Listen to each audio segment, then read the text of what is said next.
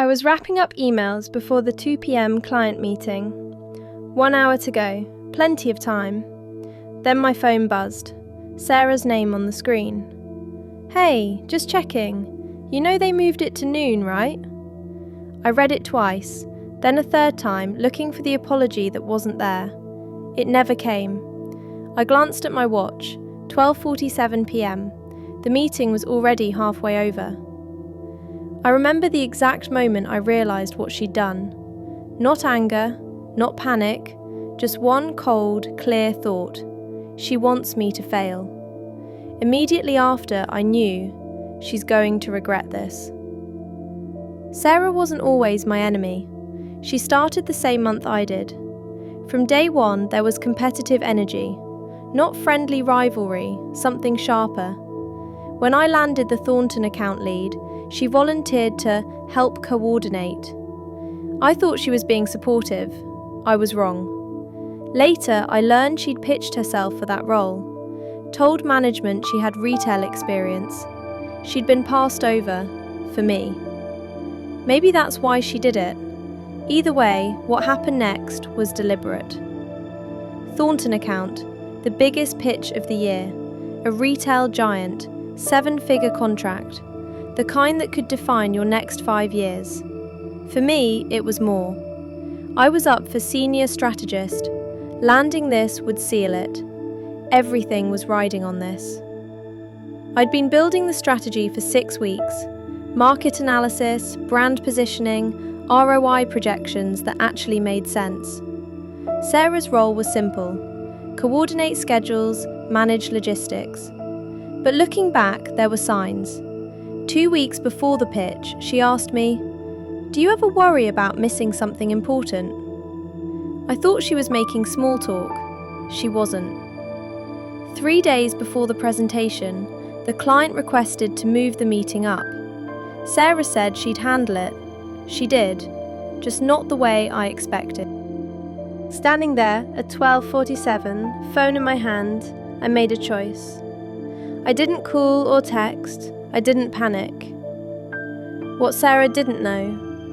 I'd been emailing directly with David Thornton, VP of Marketing, for 3 weeks. Direct replies, my name in the from line. He knew who built this.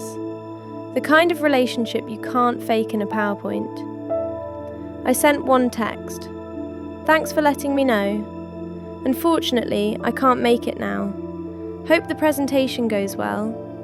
Professional, calm, no accusations. Sarah probably thought she'd won. I made coffee, answered emails. By 1:30, the meeting was over. I wasn't stressed. I was waiting. My phone rang at 2:18 p.m. Unknown number. I let it ring once, twice. A split second passed. I wondered if it was Sarah calling to apologise. I picked up on the third ring. "This is David Thornton." Not Sarah. I could hear traffic in the background. He was walking somewhere, away from the office. "So, your colleague presented the deck. It was fine. Professional slides, hit all the points. But when we started asking questions, how you'd handle rollout in Q3, edge cases with the loyalty program, she kept saying, 'The team has it covered,' without actually answering. Look, I've been doing this a long time. I can tell the difference between presenting something and building it." I didn't say anything. 3 seconds passed, then 5. I could hear him breathing, waiting for me to explain, defend, fill the space. Every instinct told me to speak, but I'd learned. The person who speaks first loses. I waited. Finally, he continued.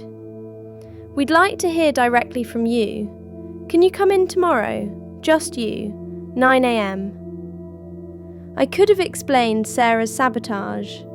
Instead, I said, "I'll be there." Some things don't need to be explained. They reveal themselves. The next morning, I walked into the conference room at 8:55 a.m. David was there, coffee in hand, notepad open. For a second, standing at the threshold, I felt it. What if I blank? What if I can't remember the numbers? Then I saw the whiteboard. I remembered. I built this. Every cell of that spreadsheet, every assumption in that model. I brought nothing. No laptop, no slides, no notes. Just a whiteboard marker. I uncapped it, drew 5 boxes across the board. Social ad, website visit, purchase, delivery. Done. I tapped each box. 5 disconnected touch points. This is what you have now. David nodded. I drew a circle below, arrows connecting each point back into the loop. Here's what we'd build. Every interaction feeds the next. Customer buys, gets personalised email, returns for more, becomes an advocate. One continuous system. David leaned forward. What about customers who only shop seasonal sales? I drew a second loop, showed how it reconnected to the main journey. We capture them here. Retention email on day 45. Historical data shows 31% convert. He nodded, took notes. That's when I knew. The meeting ran 90 minutes, every scenario covered. Finally, David closed his notepad. I'll be direct. We were 60-40 yesterday. Your colleague's pitch was fine. After this, we're in. Exclusive contract. But here's the thing. We don't want a deck presenter. We want the person who understands this at a cellular level. That's you. He looked at me directly. So you lead it, not your colleague. Is that a problem? I smiled. Not at all. When I got back to the office, my manager was waiting. David Thornton called, twice. He wants you leading the account. Also mentioned yesterday's meeting. What happened? I kept my voice level. Sarah told me she'd notify me if the time changed. She didn't. The meeting happened without me. My manager's jaw tightened.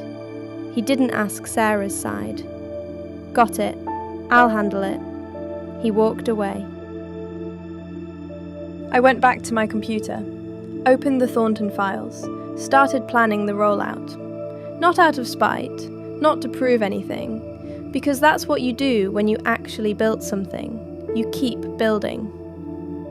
Sarah wasn't fired. She wasn't yelled at. She was just reassigned to smaller projects, internal clients, the ones that don't call your cell phone directly. I never brought it up to her, never confronted her about what she did. 3 days later, I passed her in the hallway. She looked at her phone, pretended to read something urgent.